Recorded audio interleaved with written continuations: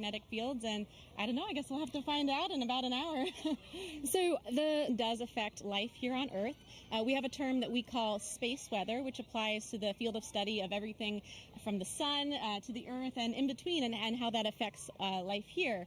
We are fortunate that on Earth we are protected from things coming from the sun by our magnetic fields, which shield us from those explosions that come from the surface of the sun that we talked about. And those can result in really fun occurrences such as the aurora. There can be some negative side effects, but those are mostly limited to things that are outside our magnetic fields. The storms from the sun can interfere with satellites. And as we start to plan for putting humans on the surface of the moon or potentially sending them to Mars, those energetic particles that result from the sun can impact humans. So that's just something that we have to learn about and take into account. So the sun is always there, of course, but why are eclipses a good time to study these effects? Eclipses are a really cool time for scientists to be able to study the sun. It's really hard to completely cover the disk of the sun in order to study the sun's atmosphere, especially that inner part of the atmosphere. We're really fortunate that here on Earth, our moon is just the right size and just the right distance from really block out the sun's disk during total solar eclipses. So we're really able to observe that inner atmosphere in a way that we can't normally. So this event is really exciting for both scientists and the public alike, and that's just such a cool experience to share together. Thank you so much, Ashley. So if you're lucky enough to be in the path of totality, sun's outer atmosphere, the corona, and you'll know that you see these spiky features, and it's because the sun is heading towards its most active phase. So for now, let's head to our friends in Russellville, Arkansas.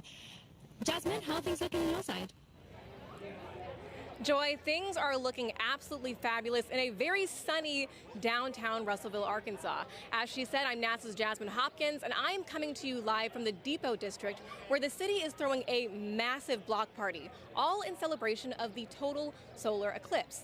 Now, people in Arkansas have great reason to celebrate because this is only the second total solar eclipse visible from the state since it was first established in 1836, and the next one visible from here won't happen for another 2 decades. So people around me are gearing up for what feels like a once-in-a-lifetime opportunity. Now, it's not just the residents of Russellville that are excited. About 29,000 residents, but for the past 8 months, they've been preparing to receive upwards of 100,000 tourists. Of course, NASA has been a big part of that preparation. So to show you what we've been doing to help, I have a video here to show you. So we have been talking to the next generation of space explorers right here in Arkansas. We started off at Arkansas Technical University, and then we moved on to Russellville City Schools, where we spoke to hundreds of students all the way from 8th grade to 12th grade about this total solar eclipse. We had NASA's Marshall Space Flight Center, the Arkansas Air National Guard, the U.S., even the Paris Observatory joining us all the way from France. Now, during that moment of totality, Arkansas will experience from 94 to 100% obscurity from the sun, and we'll have 4 minutes and 12 seconds to really soak in that fantastic cosmic event. Now, we are telling the residents to stay safe, keep those solar eclipse glasses on. But Blair Allen, how are things looking for you? Jasmine, we're super excited here because crowds are filing into the stadium, but the main story here is the weather. Everything looks absolutely good and clear for totality today. We're very excited. We're just hoping, just like 2017, a little cloud doesn't come in and obscure things. But I tell you what, there's been a total solar observation, did not stop at SIU. Joining us now are 2 SIU students who actually did some observing. This is Callie and Paige. Now, Callie, I know that you guys went to Australia in 2023, and you observed the totality using an interesting technique. Can you tell us about that? Yeah, so when we were in Australia, we used a sun funnel view it, and what it does is it projects basically what the telescope is seeing. And so a sun funnel is just basically 2 hose clamps and rear projection film, and it just projects the sun, and we actually captured a picture of totality as that eclipse was happening. And it's pretty cool because it allows other people, instead of having to go through the eyepiece, you get to see it. Pretty impressive. Now, Paige, you guys are going to do some observation today. What are you set up for here in Carbondale today? Yes, so we have 2 telescopes set up with the sun funnels for viewing, for a select pointed at the sun, and we're excited to see totality. Now, what are your odds on good weather? It's looking pretty good. I'm excited. Isn't that great? I'm so excited. I tell you what, one final question, because I know you're experts with solar safety. Sun or moon?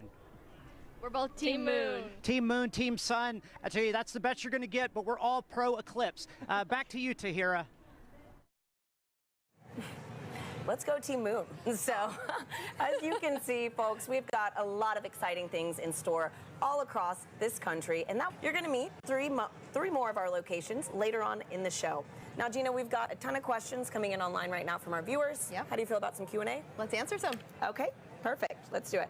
So our first question is from Fair Cerritos on Instagram, who wants to know, how can I help NASA? You can help NASA by participating in the eclipse. If you can see it today, go outside, enjoy the moment, or download the Globe Observer app. You can do that right now before the eclipse crosses your path. You need a thermometer, and you just record the local temperatures and the cloud coverage. Fantastic. Thank you so much, Gina, and thank you to everybody sending in those questions on throughout the show. For now, let's check back in with Megan and Sarah in Cleveland, who are standing by with an out-of-this-world surprise. Yes, quite literally that, Tahira, because we have a special treat for our viewers right now, joining us live in space, 250 miles above the Earth in the International Space Station. Everyone, please help us welcome NASA astronauts Jeanette Epps and Mike Barrett. Sarah, you've been waiting. I'm so excited. For this. Oh, there they are. Hello, Jeanette, Mike, thank you for joining us.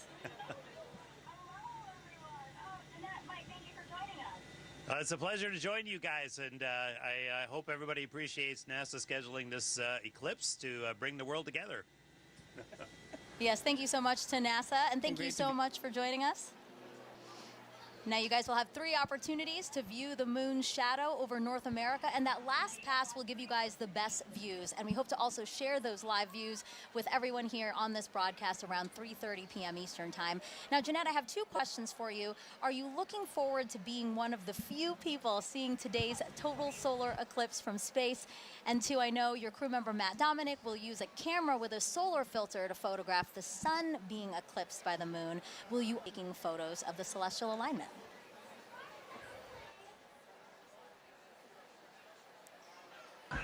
I'm definitely taking pictures of the solar alignment.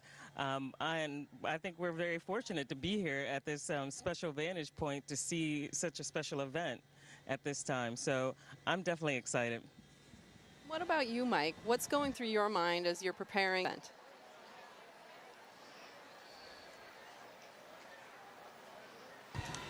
Well, admittedly, I'm a bit of an eclipse one. Was like when I was 19 with the homemade telescope in the desert. A few since then, and actually during the 2017 eclipse, I was on a chartered aircraft several hundred miles off the coast of Oregon watching it, and I got a strange bucket list, and this is one of the things that's on it, to actually watch an eclipse shadow cross the Earth from space. So I'm ecstatic to see this box gets checked and just to see this amazing thing from up here. Actually a box on your list is pretty amazing. And then now it's getting checked. So, you know, for those wondering, this is what the moon's shadow will look like to Jeanette and Mike. We're going to show you video taken from the space station of the total solar eclipse in 2017. And you can clearly see the shadow moving across the top of your screen there. Sped up the video so you can see more of that transit. This would look a lot slower to them, but really cool. Jeanette, eclipses give us a unique opportunity and how it affects the Earth. Can you tell us about the atmospheric waves experiment attached to the outside of the space station right now?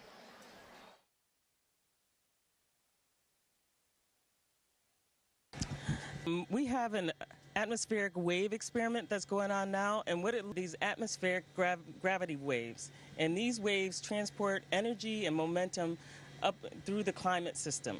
So with the imager on the atomic wave experiment, we're going to look at how these atmospheric gravity waves impact our Earth's climate, how it can our space and global and all of our comms, how it can affect our navigation system.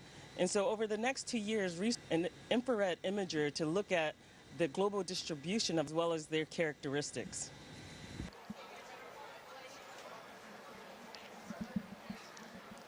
Mike, how does it feel to have a hand in maintaining the space station so that important science like the atmospheric waves experiment can happen?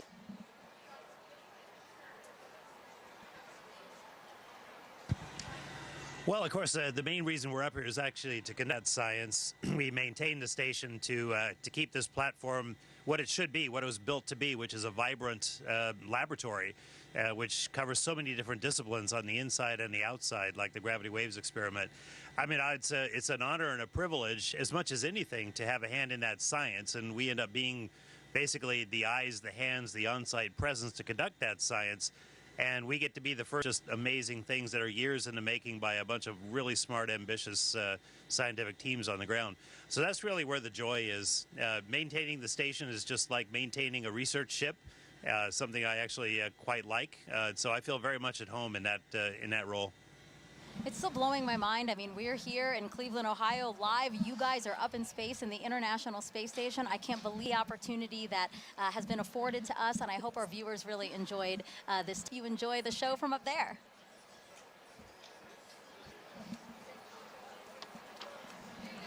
All right. We have closed by saying, first of all, we really enjoy being here, but everybody stay safe and use the simple means to protect your eyes as you look at the eclipse, as Jeanette and I are modeling here, which makes us blind as a bat on the inside, but solar protected on the outside. So we encourage everyone to do the same. Really great advice from both of them. Thank you so much. Sarah and I have our glasses. That's right. We're ready to go. Also blind if we don't do this. All right, again, Jeanette, Mike, thank you so much. And we actually have some time to take questions from the audience. We have hashtag Eclipse. That's how you can send questions to us. So let us take a video from another curious kid we have watching. Hi, my name is Adrian.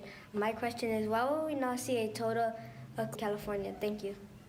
That's a great question, Adrian. So we only have a total eclipse because the moon is so much smaller than the Earth. It only casts a narrow shadow. But still, even in California, you're going to get to see a partial eclipse, and that is still a really cool event. So I do encourage you to get out there and see it for yourself today. Yeah, absolutely. Hashtag Eclipse. Wherever you're watching us, drop that in the comments, and we'll try to get to as many questions as we can on the show. Okay, so we have, obviously, people celebrating with us online and at events across the country. So why don't we check out some of those events again now? Waco, Texas again. People look very, very comfortable in their camping chairs and spread out on picnic blankets. Yeah. A few clouds. A few clouds, but again, they have some time there before. Kennedy Space Center, they will see a partial eclipse. We have some people walking around the Rocket Garden. Oh, it looks like they have beautiful. California Academy of Sciences, yes, they do. They have clear skies. We're very, very jealous over here. And then the Mentor Civic Amphitheater that's starting to fill up. Exactly. There were fewer people when we checked in ago, but now lots of Adirondack Sky Center. I wish I could wave and say hello. They look like they're getting ready for some stuff, though. Yeah, absolutely. Again, the snow cleared out because there was snow over the weekend, but now it looks like a beautiful, probably still crisp day there.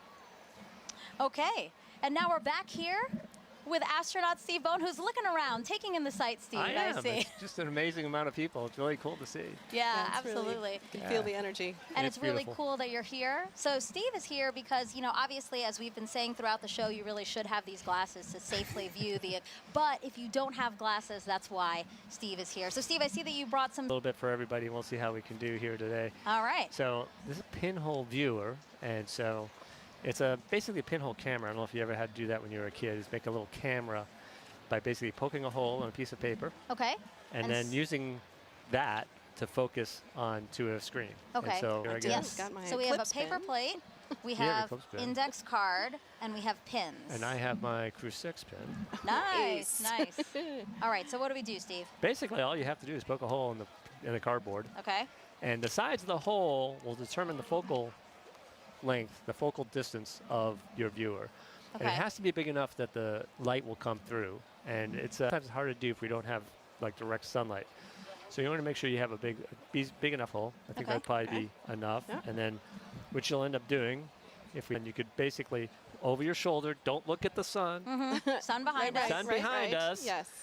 And so you hold this up, and you'll see, you can actually get, there it is. I can see. We do see it with the lights, the studio lights. You only need a little bit, and then depending on how far in and out you move it, and the sides of the hole, that gives you your focal length, just like a lens. And basically, like we're saying with the studio lights, if something were to pass over the studio lights, that same shadow essentially would be projected through Absolutely. the index card right now. That's how you safely watch it. That is a good, safe way to watch it. There's a lot of other ways to see it as well.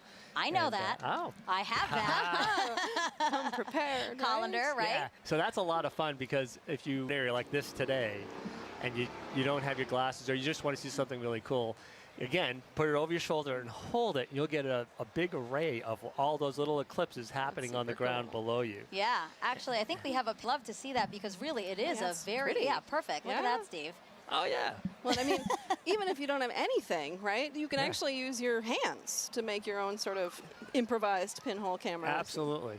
That's amazing. And, you know, I was explaining a little bit ago that in my own yard during the annual eclipse, when I was out working in the yard, and I said, hey, there's an annular eclipse going on. So I went under a tree, and I was looking at a tree, and then on my driveway, just hundreds of them. Yeah. And it's absolutely amazing pictures. Great. So I hope if people have trees near them, they can take a look at that. Steve, thank you so much for being here. We really appreciate it. Have a great day. All right, so the eclipse is getting closer and closer to the west coast of Mexico. We will experience totality there at Mazatlan, in particular, 2:07 p.m. Eastern Time. So let's head back over to James at our eclipse board for another look at the path of totality. Yeah, thanks so much, Megan. You know exactly when to go outside to observe that totality if you're on our path, or even right now if you're experiencing a partial eclipse. I've got in our Eclipse Explorer here, I can zoom out just a hair here to show you this. I've got our penumbra on, so this is a partial eclipse. You've been seeing some great feeds from our camera in Mazatlan, Mexico. They've been experiencing that kind of crescent sun for a little while now. They're just about 20 minutes out from actually experiencing totality itself, window where they are 4 minutes and 17 seconds. For some context, back in 2017, the last eclipse that swept across America, the longest time was only around 2 minutes and 40 seconds. That was in Carbondale. This time around, some very long times, just a little bit northwest of Torreon, Mexico. They're going to get upwards of 4.5 minutes. A lot of time to really observe it, but just make sure that you know when to be outside. And as always, access that tool at go.nasa.gov/Eclipse Explorer. This is going to keep moving on. You see this little thing. I have this actually running in real time. This is our shadow of totality. This is going to continue to move further and further to the northeast and actually make landfall in Mazatlan, Mexico. As you've seen all throughout the broadcast, we've got correspondents all the way up to Maine covering this live. Make sure you know what's going on here. But for now, back to you, Megan. All right, thank you, James. So now let's introduce you to more of our correspondents along the path, starting first with NASA's Lauren Ward, standing by to show us what's happening in Indianapolis, Indiana. That's right. Thanks, Megan. We are at the Indianapolis Motor Speedway in Indianapolis, Indiana. It is a gorgeous day. Behind me, I have over 50,000 people here to spectate today. Today, we are waiting for a spectacle that is of a celestial kind. This is most known for the Indy 500, but we are waiting for something a little bit special today. With me, I have the 2016 Indianapolis Motor Speedway winner, Alexander Rossi. Good to see you. Good to see you. Thank you so much for having me. It's great to have you. So the Helio Big Year is a celebration of sun science and how the sun touches everything, including IMS. So tell me, the track when you're doing a qualifying round is about 4 minutes long, which coincidentally is the length of totality. So tell us, what is it like being on the track? You know what? The sun plays a huge role in determining the performance of the car based on the track conditions. So we actually, when it's a day like this, as much as it's beautiful for the fans, it's actually very difficult for us as drivers, because as the surface heats up, the oils come to the top of the asphalt and it actually becomes slippier. So that's surprising to people. They think that temperature would mean grip, but it is until a certain point. And then once it kind of crosses over 100 degrees on the surface, you start to actually go the other way. Wow. And tell me about those tires. How does the sun affect those? So we use slick tires. So Firestone tires are slick. On a road car, you have tread, right? Because they're supposed to be used in all conditions. Slick tires actually have a bigger contact patch, more surface area, so they generate more grip at a temperature, right? So they operate between 180 to 230 degrees Fahrenheit. Again, the sun is good until a point. When they go over that 230 degree mark, you start to lose that grip again. Ooh, all right. Well, we have a little competition going on today. We're trying to determine whose big day is it. Is it the sun's, the moon's, or the Earth? So my question to you is, are you Team Sun, Team Moon, or Team Earth? That's a hard one, but I'm going to go Team Earth. You know, I just think we're so lucky, especially today with the people that are around us here to be able to witness what we're about to see. Go Earth. Earth, you heard it here first. All right, guys, thanks. We'll be back here. Daryl in Niagara, over to you. All right, thank you very much, Lauren. Just 500 miles northeast of you, we are here at Niagara Falls, right next to the Niagara River. This is a special location for a lot of people because it is a once-in-a-lifetime opportunity to see a natural wonder set against a celestial one, the solar eclipse.